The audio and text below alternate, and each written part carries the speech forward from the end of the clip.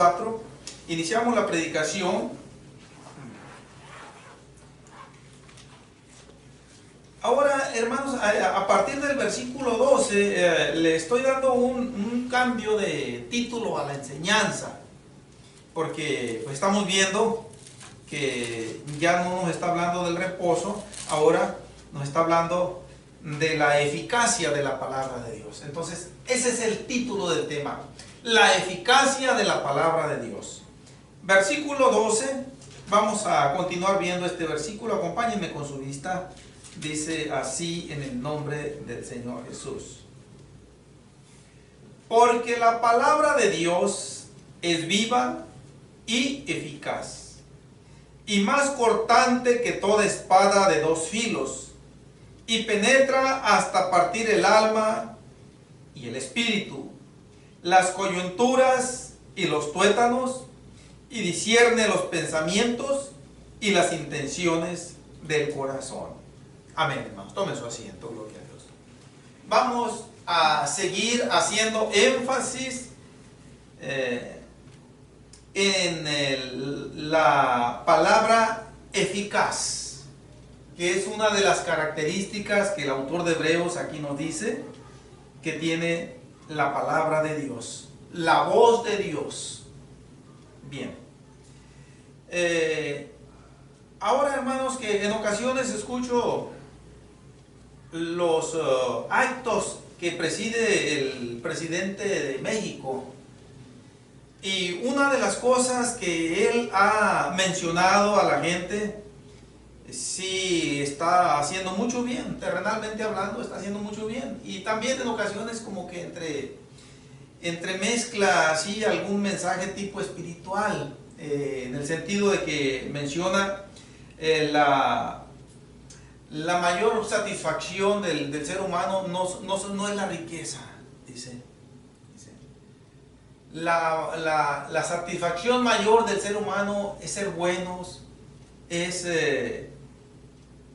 tratar de tener la satisfacción en el alma, conforme a lo que él entiende, pero lo que ha dicho es lo siguiente. Miren, nosotros salimos de una serie de periodos de gobierno caracterizados por la corrupción, por la impunidad, por el saqueo, compra de residencias, de vehículos, acumulación de cuentas bancarias, etcétera, tanto en el país como en el extranjero.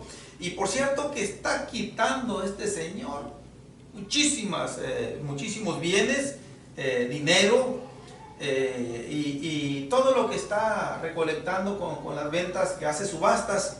Cada tanto tiempo junta un determinado número de vehículos blindados o casas, alhajas, cuentas bancarias que decomisen, todo, y todo lo que van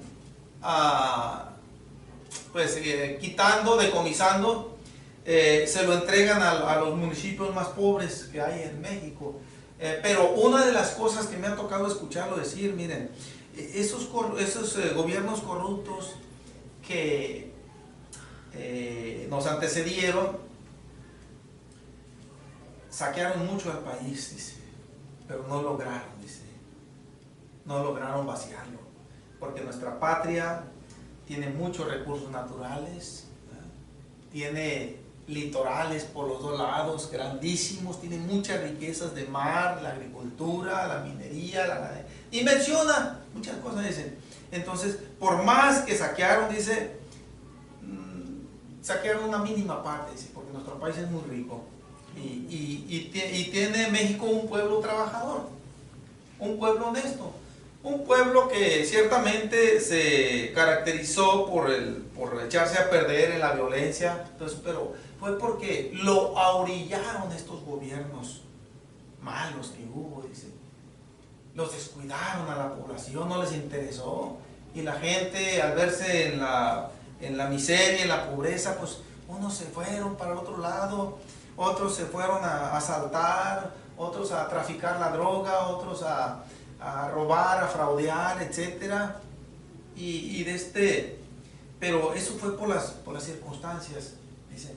pero ahora dice, no me queda a mí decirlo, dice, hasta me siento mal, dice, pero lo voy a decir, dice, ahora hay un buen gobierno. Y con un buen gobierno, con un pueblo honesto y trabajador, y con muchísimos recursos naturales que tenemos en el país, dice, tenemos todo lo que necesitamos para llegar a ser una potencia a nivel mundial, económicamente hablando. O sea, no ser un país ya pobre, sino que sea un país que no tenga que estarle comprando muchas cosas al extranjero, alimentos principalmente, la gasolina y los demás combustibles, dice.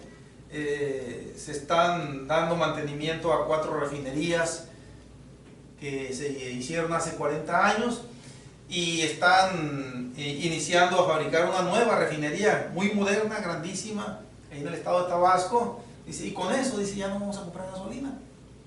Aquí la vamos a procesar, tenemos mucho petróleo en México, dice, y no vamos a ocupar mandárselo al extranjero para que lo refinen y que ya no lo vendan muy más caro y ya viene para acá. Dice, todo eso es miseria para el país y ya no va a haber eso. Bien, pero ¿por qué estoy diciéndole yo todo esto, mis hermanos? Ese panorama que yo les estoy platicando es bueno, no se desconoce. Por cierto, me decía mi consuegro, que me tocó saludarlo, y mi consuegra, que ellos ya están recibiendo los beneficios de las personas de 65 y más. Y dice, me están dando mis 2,000 y tantos pesos, dice, cada 2 meses. Antes eran 1,000 y feria, ahora es el doble. Dice, no, dice, se siente que está ayudando mucho a la gente. Bien, pero pues ese no es el énfasis de la predicación, claro, mis hermanos. Pero yo quise hacer notar eso, mis hermanos, para que con el debido respeto y la debida prudencia y el debido temor de Dios, nada más hagamos. Ciertamente a este varón lo quiere mucho la ciudadanía, casi en un 100%, y pues lo cuida mucho la gente. Y pues ustedes han escuchado a mi hermano Salomón aquí enfrente, que dice que a veces que le han dado ganas hasta de soltar lágrimas, y así mucha gente. Pero yo me he puesto a pensar, qué bueno, ¿verdad? Y que de ahí en adelante que todos los presidentes, no nada más de México, sino de todos los países que sean gente que quieran hacer el bien al pueblo. Otra va a ser la vida de este mundo también, al menos en la cuestión terrenal. Bien, pero yo digo, Señor, este hombre que se juntan multitudes de gente donde va para respaldarlo, para escucharlo hablar, por una ayuda, favores terrenales que pues tarde que temprano se terminan. Ahora tú, Señor, que viniste no a dar una ayuda así temporal ni limitada, sino que viniste a darlo todo. Toda tu riqueza la pusiste al alcance del ser humano. Y en eso hemos estado haciendo énfasis, que es el reposo terminal que nosotros vamos persiguiendo. Es la multitud de riquezas incalculables que el Señor tiene, vino y las puso al alcance del ser humano. Gloria a Dios. Y pues no hay tanta gratitud en este mundo. Gloria a Dios. Ahora, en cuanto a esas cosas, un buen gobierno, muchas riquezas, muchos recursos naturales y un pueblo honesto y un pueblo trabajador, se van a hacer grandes cosas. Pero aquí nos está diciendo el versículo que leímos, porque la palabra de Dios es viva y es eficaz. 2 características que combinadas, mis hermanos, hacen un efecto que va mucho más allá de la temporalidad de este mundo, que va mucho más allá de disfrutar de algo pasajero, aunque bueno, pero pasajero. Gloria a Dios. Y Hermanos, dije que íbamos a hacer hincapié en la palabra eficaz. Ya yo dije, inclusive como una especie de continuación, ya ahora sí, de la predicación pasada, que en muchas ocasiones la eficacia de la palabra de Dios no va a dejarse sentir o a obrar de acuerdo a nuestras expectativas, de acuerdo a como nosotros pensamos que va a obrar o quisiéramos que fuera a obrar. Pero es eficaz de todas maneras, aun cuando no la use el Señor a como nosotros pensamos que va a usarla o a suceder. Muchas veces podemos pensar al ver a alguien que pues demuestra mucho entusiasmo en sus primeras visitas a la congregación, a los cultos, y puede llegarnos el pensamiento de decir, este sí se va a convertir, este sí se va a bautizar. Pero al paso de los días vemos que resulta todo lo contrario. Y seguimos el mismo número, gloria a Dios aquí. Bien, pero eso no le resta eficacia a la palabra de Dios. Ya dije, la palabra de Dios es eficaz, la obedezca o la desobedezca el ser humano, eso no le quita su eficacia. Al que la obedece, le transmite sanidad, le transmite salud, le transmite vida eterna, le transmite prosperidad, tanto terrenal como espiritual, que es la más importante, gloria a Dios. Ahora, al que no la obedece, le transmite maldición, le transmite ruina, le transmite condenación eterna. Y eso es la eficacia de la palabra de Dios. Cumple poderosamente los propósitos de Dios. Ahora, vivir bajo la eficacia de la palabra de Dios, hermanos, es una delicia, no lo dudamos. Pero también, en muchas ocasiones, y siendo honestos cada uno de nosotros, empezando por mí, vivir bajo la eficacia de la palabra de Dios, muchas veces nos va a causar incomodidad tal vez. ¿Por qué incomodidad? Alguien pudiera decir, no lo veo. Pero mis hermanos, miren, cuando nosotros nos dejamos redarguir sanamente por la palabra de Dios, cuantas veces querramos irnos apartando de la senda, la eficacia de la palabra de Dios entra en acción. Y si me quiere dar a mí por irme despegando de los cultos e irme ambientando más en las cosas del mundo, en viajes de placer, en vacaciones, en donde se hacen a un lado por completo los cultos o la meditación de la palabra de Dios, la oración, vaya, tan grave que es hacerla a un lado, la palabra de Dios nos va a estar acicateando, nos va a estar redarguyendo, nos va a estar, vaya, reprochando que nos estamos alejando. Y esa eficacia de la palabra de Dios nos hace que hagamos a un lado todos esos planes, que no van a hacer otra cosa más que de una manera muy sutil ir dejando el camino de Dios, ir dejándolo.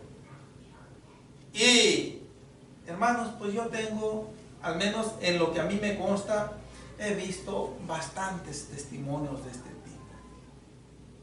Hermanos que fueron humildes, que fueron serviciales en la obra de Dios.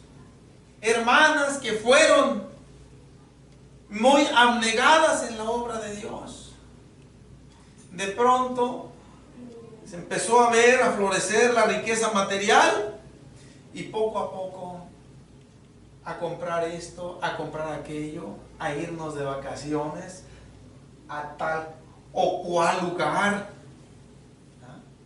Y en sí, voy a decirlo, esto no es del todo pecado. Lo malo es olvidarnos de las cosas de Dios. ¿Sí? De hecho, yo he tenido que llevar a familiares a lugares turísticos, pero son casos muy especiales y muy limitados. Pero pasan esos compromisos, esos momentos, y hasta ahí nada más. Y aún ahí en esas salidas tenemos nosotros que dar testimonio también de alguna manera. Entonces, mis hermanos, pero ha habido quienes han hecho a un lado esa parte positiva de la eficacia de la palabra de Dios. Y han tomado la parte que trae ruina, la parte que trae condenación. Y eso es lo triste. Entonces, pero la eficacia de la palabra de Dios en aquellos, mis hermanos, que queremos caminar honestamente con el Señor, muchas veces nos va a causar molestias. Muchas veces nos va a causar incomodidad. Que me dé a mí por este domingo que pasó, bueno, pues fue una circunstancia necesaria. Pero ya que el siguiente domingo, no, ¿sabes qué, mujer? Que vámonos. Dicen que allá en Las Vegas, que está muy bonito para allá, vamos. Le voy a decir a los hermanos que vamos a suspender el culto y que no vamos a venir. Ya allí, en caso, no me ha dado a mí por ahí, gracias a Dios, pero en caso de que llegara a darme o venirme sus pensamientos, ahí entra la eficacia de la palabra de Dios. ¿Sí? Eso que pretendes hacer no está bien. ¿Sí? Necesitas corregirte. Necesitas dejar que la eficacia de la palabra de Dios te moldee, te dé esa forma de ciudadano para el cielo. Algo de esto, mis hermanos, mire, el apóstol Pablo, escribiéndole a Timoteo en la segunda carta, acompáñenme por favor, segunda de Timoteo, ahorita regresamos a Hebreos 4:12, segunda de Timoteo 3:14.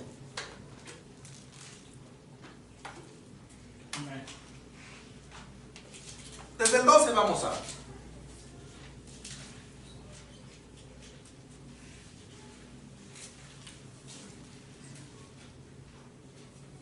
Segunda de Timoteo 3:12 al 17 dice: y también todos los que quieren vivir piadosamente en Cristo Jesús padecerán persecución. Mas los malos hombres y los engañadores irán de mal en peor, engañando y siendo engañados. Pero persiste tú en lo que has aprendido y te persuadiste, sabiendo de quién has aprendido, y que desde la niñez has sabido las sagradas escrituras, las cuales te pueden hacer sabio para la salvación por la fe que es en Cristo Jesús. Toda la escritura es inspirada por Dios y útil para enseñar, para redarguir, para corregir, para instruir en justicia, a fin de que el hombre de Dios sea perfecto, enteramente preparado para toda buena obra. Amén, mis hermanos. Cuando leímos nosotros, en el inicio del contexto, está hablando algo de lo que yo he mencionado, más todos los que quieren vivir piadosamente, o sea, los que quieren servirle a Dios de corazón sincero. En aquel entonces las persecuciones eran muy conocidas. Las persecuciones estaban a la orden del día. El apóstol Pablo supo lo que eran las persecuciones. La iglesia de aquel entonces supo lo que eran las persecuciones. Era algo que afligía. Era algo que causaba malestar a esta humanidad carnal. Era algo que causaba, hermanos, padecimientos. Pero dice el apóstol Pablo, le dice a Timoteo, eso es parte de la eficacia de la palabra de Dios. ¿Sí? Porque los que quieren vivir piadosamente en Cristo Jesús van a hacerlo mucho mejor que si no hubiera persecución. Y creo que nosotros de alguna manera, mis hermanos, tenemos esa experiencia. Ahora, vamos a decirlo, nosotros ahorita no tenemos ese problema de aquellas persecuciones imperiales del gobierno para con la iglesia, para con aquel que quería servirle de corazón al Señor Jesucristo. Ahora nosotros podemos decir que esa persecución viene a sentirse de alguna manera en el rechazo que las gentes muestran al mensaje del Evangelio, en su gran mayoría, cada vez que nosotros abrimos nuestras bocas para anunciarlo. Pero nunca se compara con aquellas persecuciones reales que los hermanos padecían en aquel tiempo. Pero de alguna manera el apóstol Pablo está diciendo que los que no quieran padecer persecución, ¿dice? Pues simple y sencillamente se van a apartar, se van a hacer a la vida de aquel que no teme a Dios, y está diciendo algunas nada más. Una mínima parte está mencionando de las ruinas que se dejan venir. Irán de mal en peor. Oiga, hermano, pues un mal es algo que no se le desea a nadie. El mal, pues, un mal se deja sentir siempre bajo un efecto que daña. Aun cuando nosotros seamos cristianos, pero un mal nos daña. Pero algo peor que el mal todavía, pues daña mucho más. Y dice el apóstol Pablo, ese es el paso descendente que inicia aquel hombre malo que se aparta de Dios y no deja que la eficacia de la palabra de Dios lo moldee. ¿Sí? Va a ir engañando a mucha gente. ¿Sí? Nosotros, la misma palabra de Dios dice que engañoso es el corazón más que todas las cosas y perverso. Entonces nadie lo conoce, es algo que está interno, ahí escondido a los sentidos del ser humano, los pensamientos, y eso oculto es un arma muy eficaz para engañar. Pero dice el apóstol Pablo, así como va a engañar él, así va a ir siendo engañado también. Su propia trampa va a ir cayendo sobre él. Entonces, pero Hermanos, en donde yo quiero hacer más el énfasis en este contexto, le está diciendo el apóstol Pablo a Timoteo que él desde niño, prácticamente, él conoció las Escrituras, ¿sí? Porque su mamá fue cristiana, su abuela fue cristiana. Creo que por aquí en el capítulo 1 de esta misma epístola,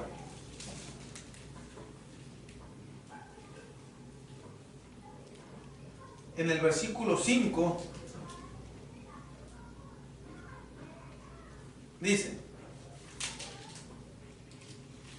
2 Timoteo 1:5, trayendo a la memoria la fe no fingida que hay en ti, la cual habitó primero en tu abuela Loida y en tu madre Eunice, y estoy seguro que en ti también. Tuvo una grande bendición Timoteo de que su madre fue una mujer temerosa de Dios, y su abuela también. Hermanos, y si esas dos mujeres llegaron a vivir durante un tiempo y estuvieron al cuidado de Timoteo, oigan, pues fue una grande bendición para Timoteo. Tanto la una por ser madre y la otra por ser abuela deseaban que Timoteo aprendiera las Escrituras. Vamos volviendo al capítulo 3 donde estábamos. Su gran deseo fue que Timoteo conociera las Escrituras, que supiera del Salvador y que supiera cómo servirle. Sí, es lo que nos está diciendo en el capítulo 3, donde estamos en el versículo 15. Porque ellas sabían que el instruir al niño en el camino de Dios era una instrucción que lo iba a llenar de sabiduría y que lo iba a hacer, hermanos, experto en echar mano de la salvación. Sí. Y por eso su madre Eunice y su abuela Loida dice que le enseñaron las Escrituras, porque sabían que iba a llegar el tiempo en que Timoteo iba a crecer, y una vez creciendo y una vez forjándose una mentalidad ya independiente, ya la cosa iba a ser difícil. Entonces desde chiquito ellas lo instruyeron. Y aquí le está diciendo el apóstol Pablo, le está recordando a Timoteo, dice, esas sagradas escrituras son las que pueden darte la salvación mediante la fe en Cristo Jesús. Pero le está